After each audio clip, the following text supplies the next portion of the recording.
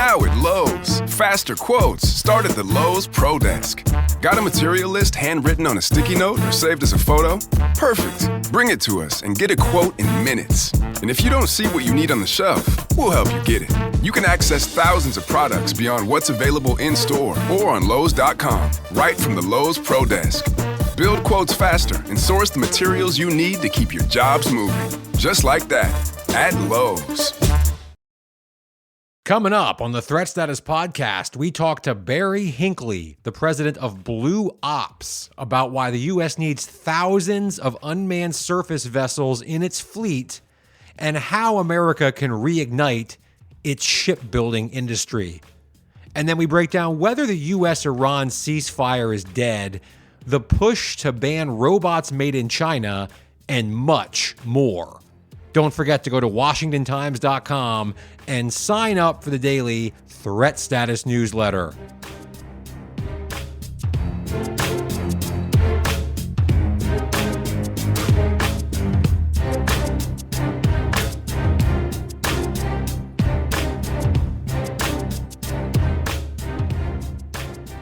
Hello and welcome to the Threat Status Podcast. I'm your host, Ben Wolfgang, national security correspondent at the Washington Times, and my esteemed co-host Guy Taylor will be back next week. But coming up on this week's episode, I've got one more interview from SOF Week, Special Operations Forces Week in Tampa from just a few weeks ago. This one's with Barry Hinckley, the president of Blue Ops, which is the maritime division of Red Cat, the leading drone and robotics company. Really good insights from the convention floor in Tampa, which is why you'll hear, of course, a little bit of background noise. But Barry Hinckley is a longtime veteran of the marine industry in the U.S. and has a unique perspective on what happened to American shipbuilding and what U.S. maritime capabilities of the future need to look like. And spoiler alert, as you might expect, it hinges on thousands and thousands of unmanned surface vessels, or sea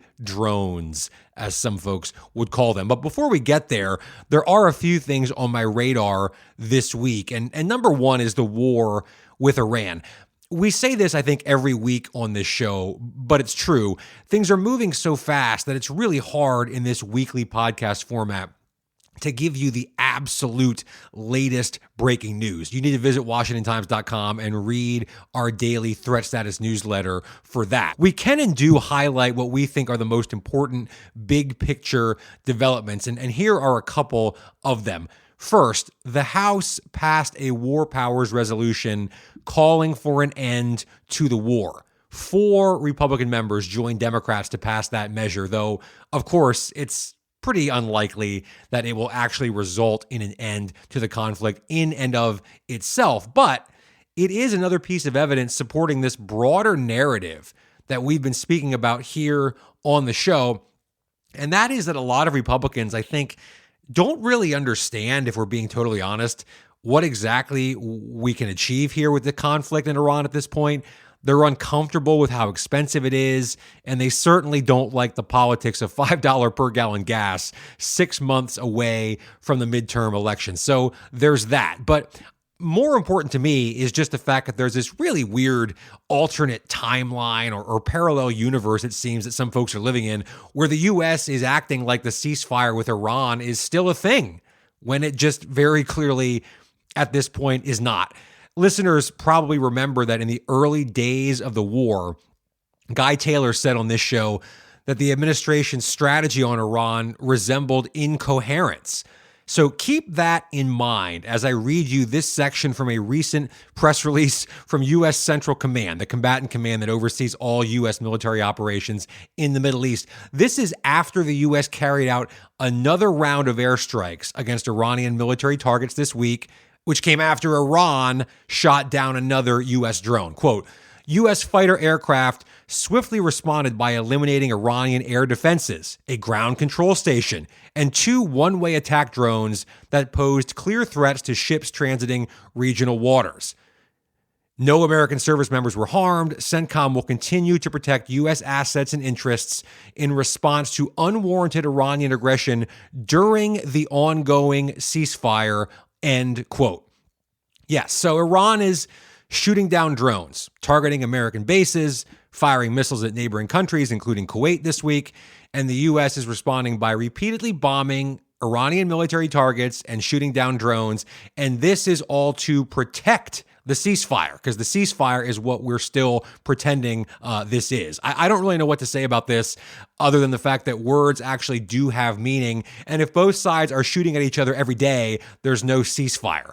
President Trump seems to realize this because he said this week that in this part of the world, the Middle East, a ceasefire means you're only shooting at each other in what he called, quote, a moderate manner, unquote. So there you go. It's just become a pet peeve of mine, especially over the past week or two, because there's just no ceasefire, and it's acting like there is, I think, is disingenuous and kind of makes it harder for everyone to operate in good faith when we're pretending that we're not actually at war, even though missiles are flying all over the place on virtually a daily basis. So speaking of different narratives, quickly, go read friend of the show Bill Gertz's most recent Inside the Ring column for a deep dive on how communist China is using a really sophisticated disinformation campaign and social media push to completely rewrite the historical narrative around the Tiananmen Square massacre, the 37th anniversary of which is today, June 4th, as we record this episode.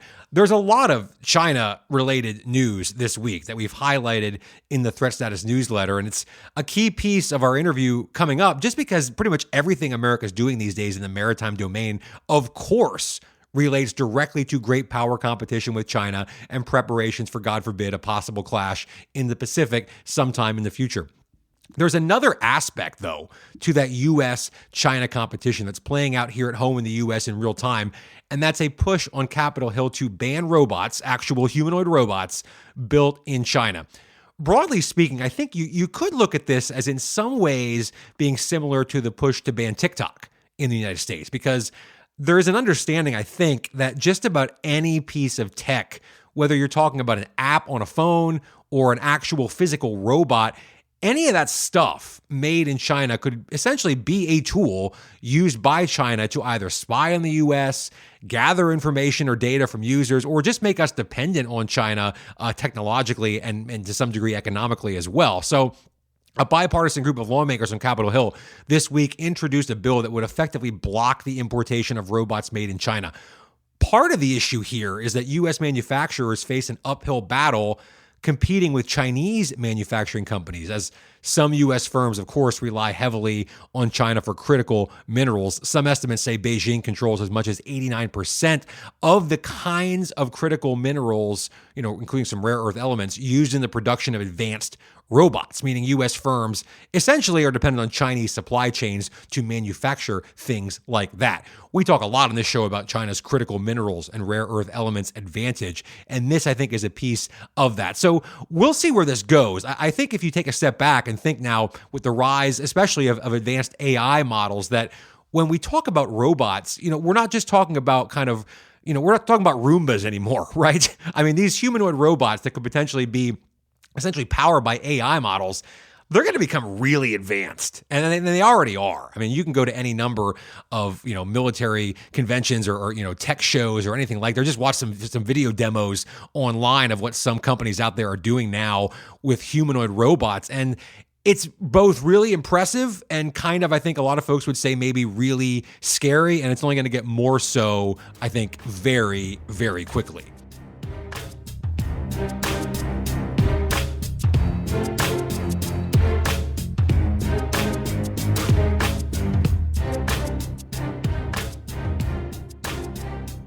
And we are joined now by Barry Hinckley, president of Blue Ops, which is the unmanned surface vessel division of the company Red Cat, a leading maker of drones, robotics, and really a key player in this space. Barry, you've been in the marine industry a long, long time. I understand you just came back from the Mideast, and now you're here with me at Soft Week in Tampa, Florida, where it's probably not a whole lot cooler than it was, I imagine, where you just came from in the Mideast. But either way, Barry, it's a pleasure. Thanks for coming on the Threat Status podcast. Ben, great to be here with you.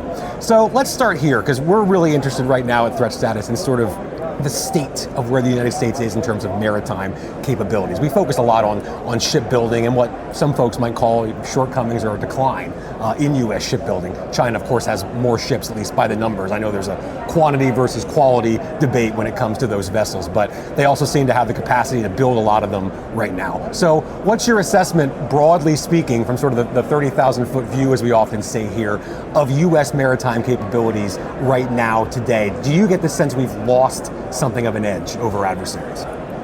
Well, we gave it away. I mean, I'm just I guess they reached the sixth floor of life. I just turned 60, so I grew up, in a boat building family. My family's been building boats since 1928 in America. So we watched and were part of the heyday of shipbuilding in America.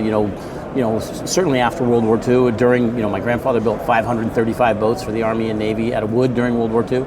So pretty dialed into, how awesome the shipbuilding capacity was from, commercial, military, and quite frankly, we pioneered recreational boating in this country. And then, watching it slowly slip away, decade after decade. And we've certainly at the top end, as you know, we've completely lost dominance to China and other countries, South Korea and others. And then again, where we are now at the mid-level, we've got a lot of catching up to do. Even in USVs, I mean, we've been outdone by a lot of countries. Yeah. You said we gave it away. I mean, how does that, obviously nobody makes a decision overnight to say we're going to cede this to a competitor to any other nation. How does that happen? Well, I watched it happen, and in my opinion, it became more and more difficult to manufacture. It wasn't just boats, shoes, clothing, large appliances. It just got harder and harder to manufacture competitively here. And so we just, as more manufacturing jobs left, there were less available people to actually do things like build boats. That was one of it. The other was demand. Mm-hmm. There wasn't the demand for, sadly, high quality American products. People were okay, going to less expensive products made from somewhere else in the world. And so the dominance we had, a combination of policy, combination of price, left us behind. Okay. I want to ask about the technology side of this. We'll talk more specifically into the USVs in just a second here. But broadly speaking, is it just an industrial capacity issue, harder to build from a policy point of view, or a money problem, or are there pieces of marine technology, maritime technology, where we're behind adversaries right now?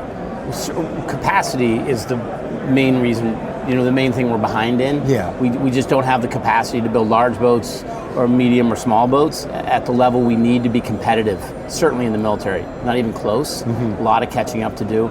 We have great technology in this country, but you have to have an ecosystem that incentivizes that technology to experiment, and then of course after you've spent millions of dollars prototyping, you want to be able to make thousands or tens of thousands to make your money back, and that demand and capacity hasn't been here for decades. So I believe with the Shipbuilding Act and other incentives that are happening now to build American, that it will start coming back. And quite frankly, having it watched manufacturing and shipbuilding leave the country, I never thought I would live to see it come back, and I am so happy and proud to be part of repatriating shipbuilding to America. It's funny you say that, because I've gotten that sense talking to other folks like yourself who are in this space. Like, it does seem like there's an energy behind that right now that you can almost feel, that I had felt in the decade or so I've been covering this.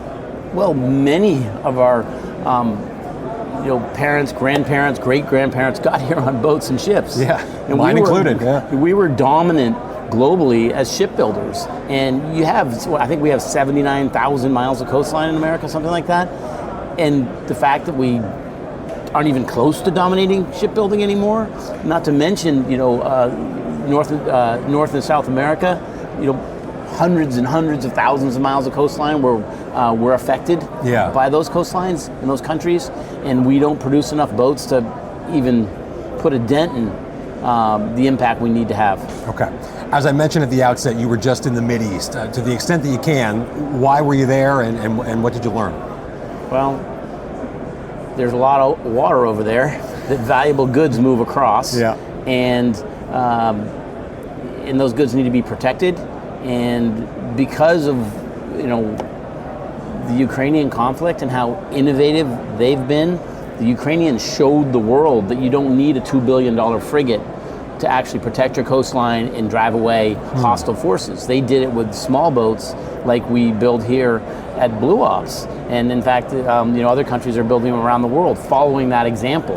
So when you look at the Persian Gulf and the Strait of Hormuz, you can have hundreds or even thousands of sailors on a multi-billion dollar frigate, or you can have hundreds or thousands of these small boats that are robots risking no life but protecting actually more coastline. So there's a lot of demand for what we do over there. Okay, so I'm glad you said that, because I want you to walk us through kind of these unmanned surface vehicles, USVs, and kind of why they're important in today's environment. Because look, I think a lot of listeners and readers of the Washington Times are very familiar with drones, with unmanned aerial vehicles, maybe less so on the maritime side. So why are USVs, what can they bring to the table? Why are they important?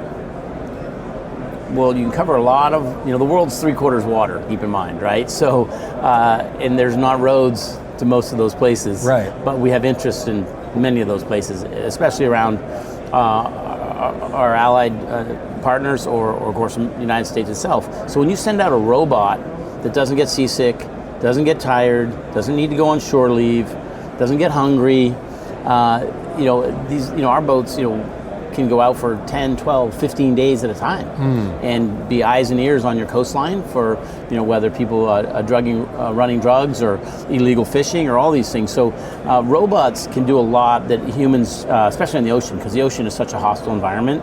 And then the second part is affordability. Like, these boats are so affordable and they can have such a massive impact that I think the future is. I feel like we're at the dawn of a new era here. Yeah. With the potential of these small, USVs. What's that new era going to look? Dive into that a little bit more. What's that new era going to look like? Pick a scenario, but anywhere where you have an area of operation that is mostly water. I mean, if you think of Indo-PACOM, for example. Sure. Or even countries in South America that have massive coastlines, USVs fill a gap or a mission that is incredibly important. Yeah. You mentioned the Indo-Pacific. I'm curious where these sort of fit into broader strategic discussions about U.S. posture in a theater like that. We talk a lot on this show about Admiral Sampraparo, the head of U.S. Indo-PACOM, and his plan to build the hellscape, he calls it, of drones, these missile drone hybrids that basically make it impossible, in theory at least, for communist China to operate in that space. Are USVs a part of that? How do they fit into that sort of strategic discussion about a theater like the Indo-Pacific? Well, they're actually even in, I think, the Hellscape document. And I think 2,000 will last about a week. So you think about how many of these we need if the lights turn on in a conflict. So they're incredibly important because you can cover so much territory without risking human life. Yeah. So in a defensive posture. And offensively, of course, once again, not risking human life, covering an immense amount of territory. Yeah.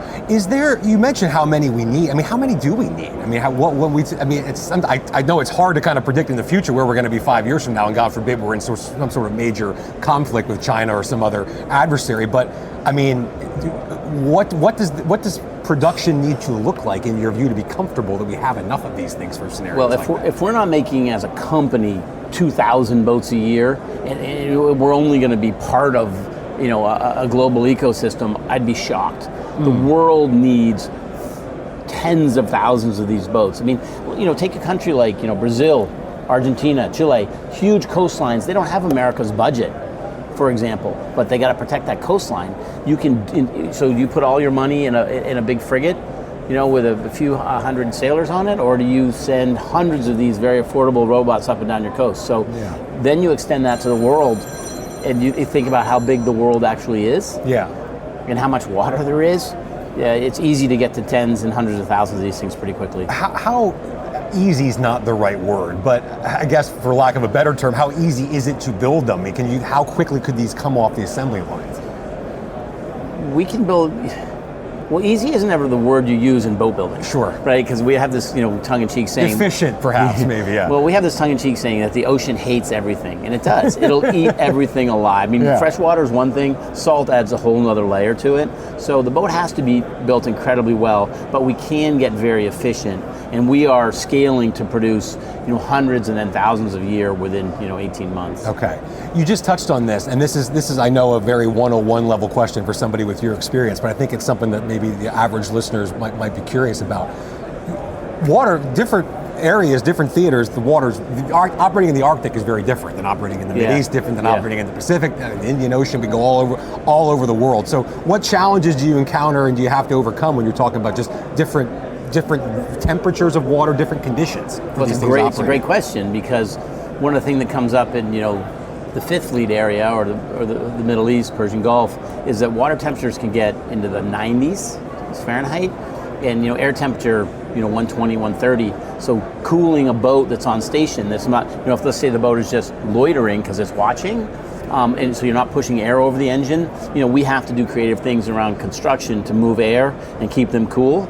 And then you have the inverse problem, when you're functioning in cold weather. So it's not as simple as hot weather and cold weather package in a car, but you do have to engineer the boats differently for the different missions and the different operating areas of operation. Have you, I remember asking this question, years ago, talking about unmanned aerial vehicles and drones, are human beings reluctant? Is there a sense of this thing can't do the job as well as I could have, or something do you encounter any of that with USVs, or is that train kind of left the station at this point? We encounter relief.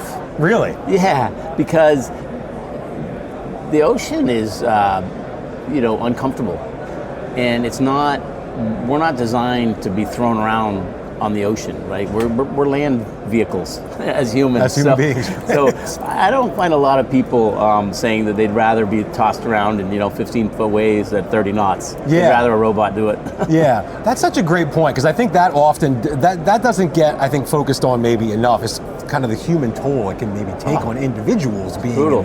Just look at the Gerald Ford coming back from a record long deployment. I mean, no matter what size boat you're on, I imagine there's a lot of things that those of us who haven't done it don't really think about the toll it takes on a human being. What is that like? In small boats, I was a professional sailor for 10 years. I grew up on largely small boats, and that's why we're in this game now, because our family's been building small boats. Small boats are a full contact sport for humans, because you feel every movement, every jitter, every jolt, that if you're on an aircraft carrier, you're not going to. Sure. You're going to be confined, you're going to be around a lot of people, sharing bunk space and all these things. But as far as your body physically getting tossed around like you're a cork on the ocean, that's exactly what it feels like for a human. So removing that element and putting the robot in its place puts a lot of smiles on sailors' faces, I guarantee you. I was going to say, I'm sure that goes into the relief that you just mentioned a few minutes ago. Well, they get the thrill of driving it, from via satellite connection from hundreds of miles away, and it's got cameras, so they could feel it's almost like they're running a video game. Yeah, well, so I've always heard aerial drones described that way. That in fact, some of them are even designed to function like video games, to kind of give especially younger Americans that joystick feeling of controlling it. Is it similar with a USV as well? Well, I mean, it's not even designed. I mean, the controls are similar. If you're driving a simulated car or vehicle, in a video game, you're operationally, really no different than a boat that's actually on the water 2,000 miles away. That's cool. Okay. Last thing, Barry, and we kind of touched on some of this already, but I'll close with this. My colleague Guy Taylor recently interviewed Admiral Caudle, Chief of Naval Operations, and he focused a lot on this idea of rethinking force packages, naval force packages, of that maybe in some instances we don't need to send a carrier strike group somewhere to accomplish a mission, for example. Maybe you don't need manned boats at all for a certain mission. So how do USVs sort of change that equation for somebody who's thinking about what kind of assets do we need to send to accomplish a given mission? I would imagine this just gives them a lot more options on the table to choose from.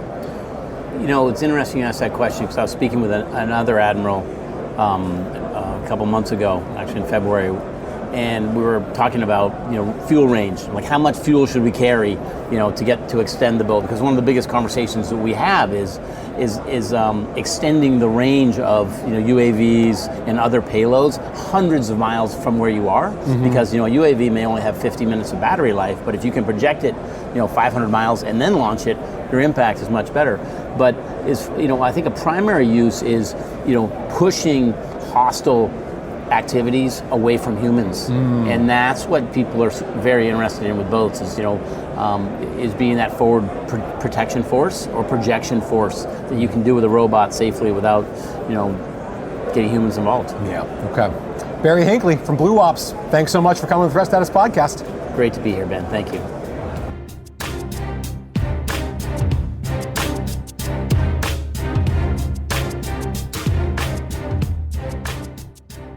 And it's time now for Threat of the Week, our weekly segment here in the show where we identify a threat, whether it's here at home domestically or in some corner of the world that we think is impacting U.S. national security right now this week as you all listen to the show. And my threat of the week is the potential aid that Iran could be getting from some powerful figures inside the United States. Threat Status has been extensively covering a new case brought by the Justice Department against Jamshid Ghomi, the 63-year-old founder and owner of Faraz Pardaz Rayana Company Limited, a California tech CEO. Jamshid Ghomi is a California tech CEO who's now charged with selling computer equipment of U.S. origin to the Iranian military and to other Iranian institutions supporting that country's nuclear program, allegedly. Go read our stories in Threat Status and read the indictment to get more information on this. But in a nutshell, prosecutors allege that Ghomi, who has both American and Iranian citizenship, facilitated the shipment of hundreds and hundreds of tons of computer networking equipment to Iran and allegedly tried to disguise Iran as the true destination for that equipment. It's really an amazing case and one that prosecutors say spanned over a decade. But here's the reason that it's really my threat of the week. Longtime listeners of this show and those who have followed my work over the years probably know that Guy Taylor and I have done a lot of in-depth reporting over the years on networks of individuals, organizations, and groups inside the U.S. that critics describe as more or less sympathetic to the Iranian government, pushing for a softer U.S. line toward the Iranian regime, more diplomacy, the end of sanctions, the end of war footing, and more. A lot of this stuff gets really murky really quickly. It's hard to prove a lot in the way of any kind of material support. But in this case, allegedly, according to the Justice Department, this is an example of how that network could potentially allegedly work if these charges are true. Powerful folks in business or civil society or academia use their money, power, influence, and public voice to take steps, allegedly, to help Iran in any number of different ways. And in this instance, prosecutors allege that was getting badly needed computer equipment from the U.S. into Iran, where it could be used to help prop up Iran's military and its nuclear program. So it's my threat of the week because you'll find plenty of people who will vehemently argue this is not an isolated incident and that the alleged network of Iranian regime sympathizers across the United States is working against U.S. interests on multiple fronts. And with that, a huge thanks this week to Barry Hinckley from Blue Ops for that great interview from down at Soft Week 2026 in Tampa. And most of all, a big thanks to all of you, our listeners. Please go ahead, hit that subscribe button, share with all your friends. Guy Taylor will be back next week, and so will I, on the Threat Status Podcast.